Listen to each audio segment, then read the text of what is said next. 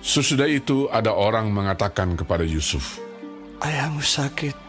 Lalu dibawanyalah kedua anaknya, Manasye dan Efraim. Ketika diberitahukan kepada Yakub, "Telah datang anakmu Yusuf kepadamu." maka Israel mengumpulkan segenap kekuatannya dan duduklah ia di tempat tidurnya. Berkatalah Yakub kepada Yusuf, Allah yang Maha Kuasa telah menampakkan diri kepadaku di Luz, di tanah Kanaan, dan memberkati aku, serta berfirman kepadaku, akulah yang membuat engkau beranak cucu, dan aku akan membuat engkau bertambah banyak dan menjadi sekumpulan bangsa-bangsa. Aku akan memberikan negeri ini kepada keturunanmu untuk menjadi miliknya sampai selama-lamanya. Maka sekarang kedua anakmu yang lahir bagimu di tanah Mesir, sebelum aku datang kepadamu ke Mesir, akulah yang mempunyai mereka. Akulah yang akan mempunyai Efraim dan Manasye, sama seperti Ruben dan Simeon. Dan keturunanmu yang kau peroleh sesudah mereka, engkaulah yang mempunyai. Tetapi dalam pembagian warisan, nama mereka akan disebutkan berdasarkan nama kedua saudaranya itu. Kalau aku pada waktu perjalananku dari Padan, aku kematian Rahel di tanah Kanaan di jalan, ketika kami tidak berapa jauh lagi dari Efrata, dan aku menguburkannya di sana, di sisi jalan ke Efrata, yaitu Betlehem. Ketika Israel melihat anak-anak Yusuf itu, bertanyalah ia, siapakah ini? Jawab Yusuf kepada ayahnya, Inilah anak-anakku yang telah diberikan Allah kepadaku di sini. Maka kata Yakub, dekatkanlah mereka kepadaku, supaya aku berkati mereka. adapun mata Israel telah kabur karena tuanya, jadi ia tidak dapat lagi melihat. Kemudian Yusuf mendekatkan mereka kepada ayahnya, dan mereka dicium serta didekap oleh ayahnya. Lalu berkatalah Israel kepada Yusuf, tidak kusangka-sangka bahwa aku akan melihat mukamu lagi.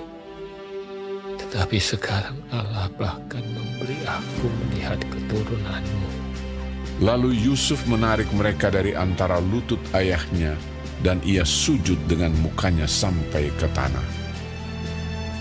Setelah itu Yusuf memegang mereka keduanya, dengan tangan kanan dipegangnya Efraim, yaitu di sebelah kiri Israel, dan dengan tangan kiri Manasye, yaitu di sebelah kanan Israel.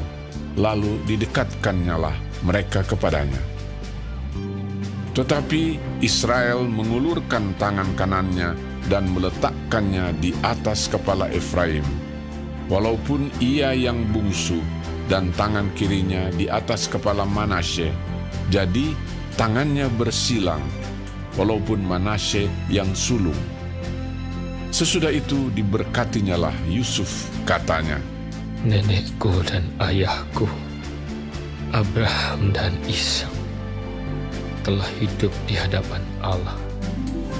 Allah itu sebagai Allah yang telah menjadi gembalaku selama hidupku sampai sekarang, dan sebagai malaikat yang telah melepaskan aku dari segala bahaya.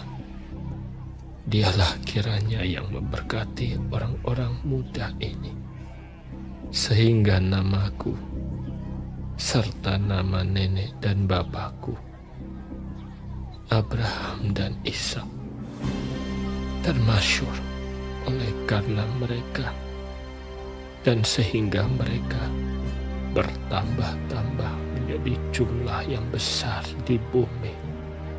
Ketika Yusuf melihat bahwa ayahnya meletakkan tangan kanannya di atas kepala Efraim, hal itu dipandangnya tidak baik.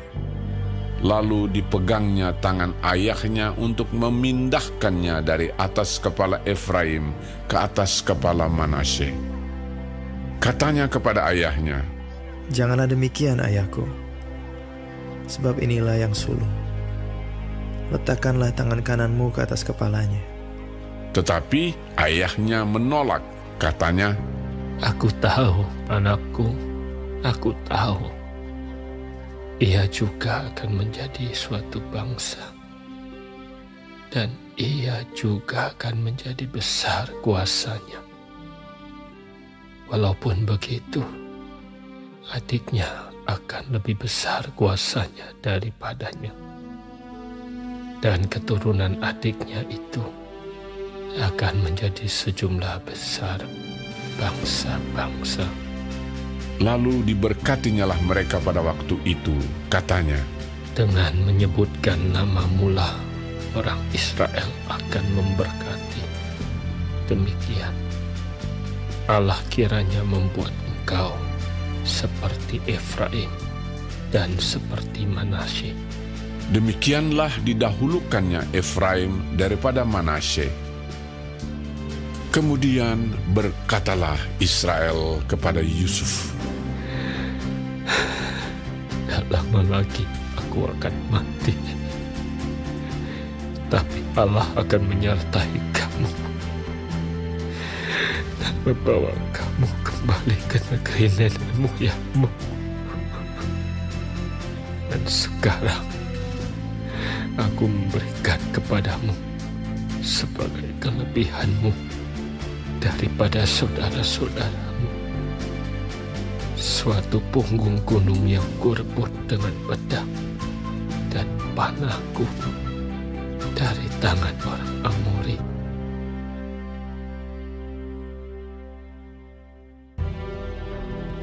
Kemudian Yakub memanggil anak-anaknya dan berkata, "Datanglah berkumpul, supaya aku beritahukan kepadamu apa yang akan kamu alami di kemudian hari.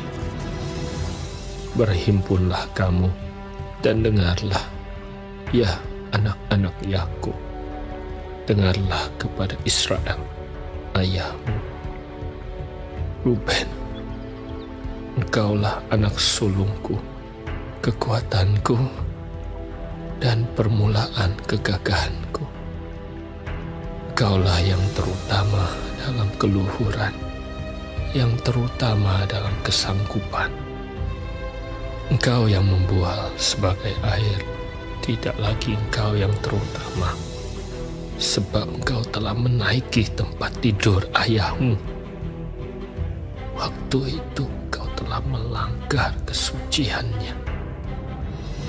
Dia telah menaiki petiduranku." Simeon dan Lewi bersaudara. Senjata mereka ialah alat kekerasan. Janganlah kiranya jiwaku turut dalam permufakatan mereka. Janganlah kiranya rohku bersatu dengan perkumpulan mereka.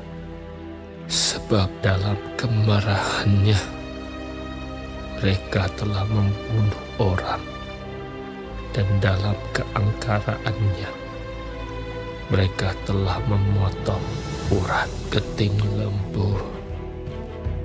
Terkutuklah kemarahan mereka, sebab amarahnya keras. Terkutuklah keberangan mereka, sebab berangnya bengis. Aku akan membagi-bagikan mereka di antara anak-anak Yakub dan menyerahkan mereka di antara anak-anak Israel. Yehuda, engkau akan dipuji oleh saudara-saudaramu. Tanganmu akan menekan tengkuk menakuk musuhmu. Kepadamu akan sujud anak-anak ayahmu. Yehuda adalah seperti anak singa. Setelah menerkam, engkau naik ke suatu tempat yang tinggi. Hai anakku, ia meniarap dan berbaring seperti singa jantan atau seperti singa betina. Siapakah yang berani membangunkannya? Tongkat kerajaan tidak akan beranjak dari Yehuda, ataupun lambang pemerintahan dari antara kakinya, sampai dia datang yang berhak atasnya, maka kepadanya akan takluk bangsa-bangsa. Ia akan menambatkan keledainya pada pohon anggur, dan anak keledainya pada pohon anggur pilihan. Ia akan mencuci pakaiannya dengan anggur dan bajunya dengan darah buah anggur. Matanya akan merah karena anggur, dan giginya akan putih karena susu. Zebulon akan diam di tepi pantai laut. Ia akan menjadi pangkalan kapal, dan batasnya akan bersisi dengan Sidon. Isakar adalah seperti keledai yang kuat tulangnya, yang meniarap di apit bebannya.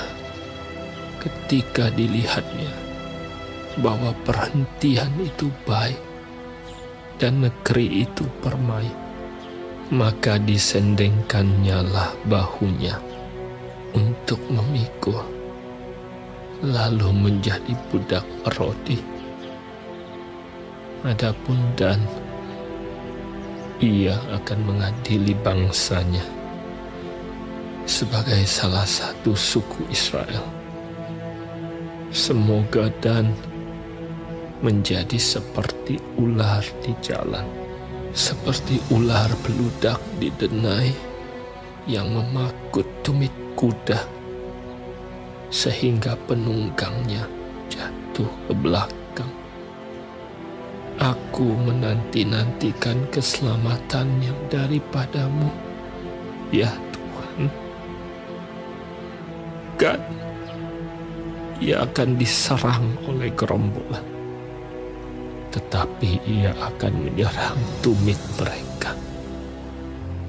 Asher, makanannya akan limpah mewah, dan ia akan memberikan santapan raja-raja. Naftali adalah seperti rusa betina yang terlepas. Ia akan melahirkan anak-anak indah. Yusuf adalah seperti pohon buah-buahan yang muda, pohon buah-buahan yang muda pada mata air. Dahan-dahannya naik mengatasi tembok. Walaupun pemanah-pemanah telah mengusiknya, memanahnya dan menyerbunya, namun panahnya tetap kokoh, dan lengan tangannya tinggal liat.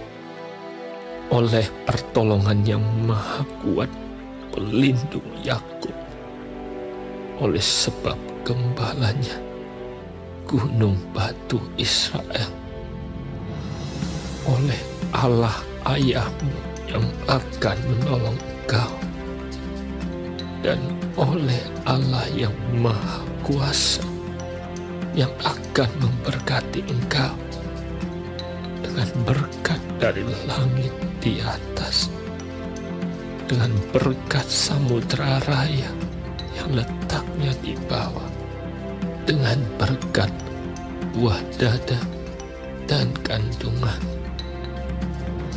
Berkat ayahmu melebihi berkat gunung-gunung yang sejak dahulu, yakni yang paling sedap di bukit-bukit yang berabad-abad.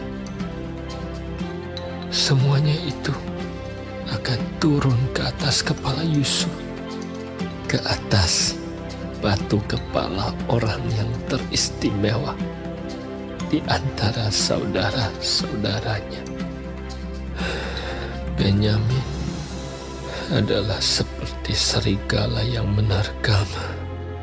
Pada waktu pagi, ia memakan mangsanya, dan pada waktu petang, ia membagi-bagi rampasannya.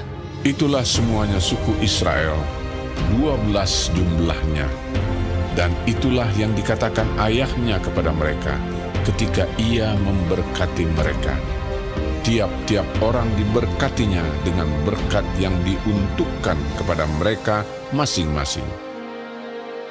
Kemudian berpesanlah Yakub kepada mereka, apabila aku nanti dikumpulkan kepada kaum leluhurku, kuburkanlah aku di sisi nenek moyangku dalam gua yang di ladang Efron orang Het itu, dalam gua yang di ladang Makpela di sebelah timur Makmre di tanah Kanaan, ladang yang telah dibeli Abraham dari Efron orang Het itu untuk menjadi kuburan milik.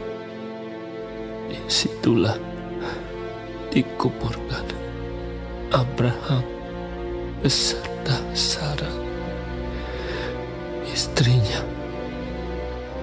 Disitulah dikuburkan Ishak beserta Ribka istrinya, dan disitulah juga kukuburkan Lea. Ladang dengan gua yang ada di sana telah dibeli dari orang Het. setelah Yakub selesai berpesan kepada anak-anaknya, ditariknyalah kakinya ke atas tempat berbaring, dan meninggallah ia. Maka ia dikumpulkan kepada kaum leluhurnya.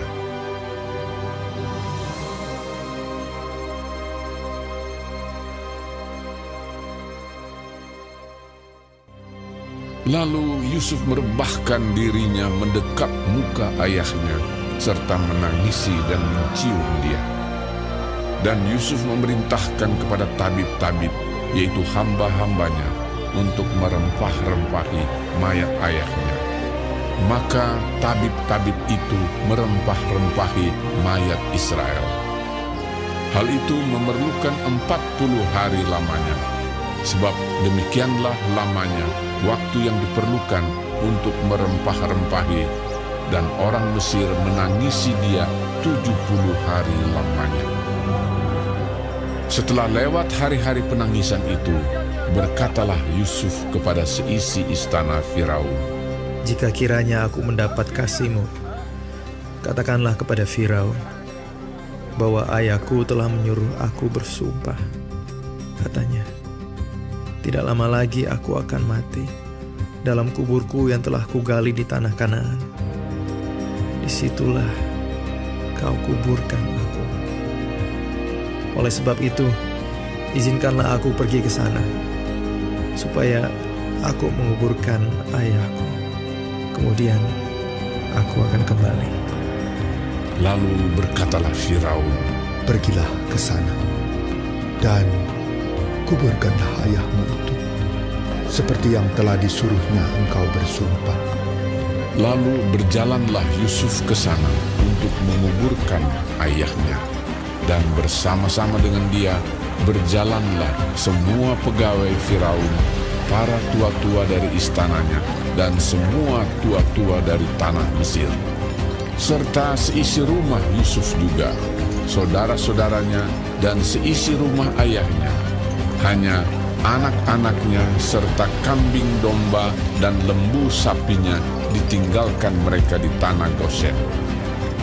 Baik kereta maupun orang-orang berkuda turut pergi ke sana bersama-sama dengan dia, sehingga iring-iringan itu sangat besar.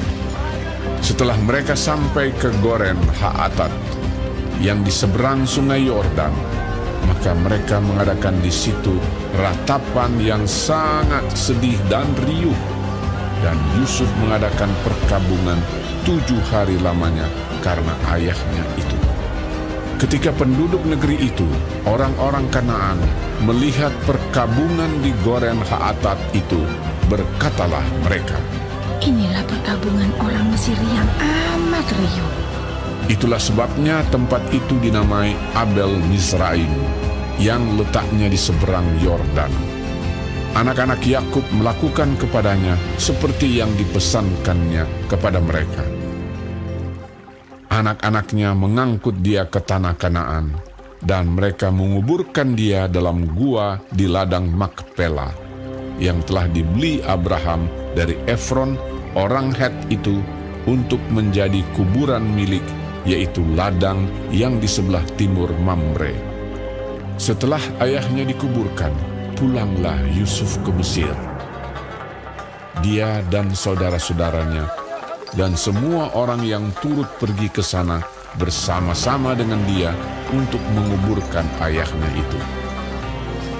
Ketika saudara-saudara Yusuf melihat bahwa ayah mereka telah mati, berkatalah mereka, Boleh jadi Yusuf akan mendendam kita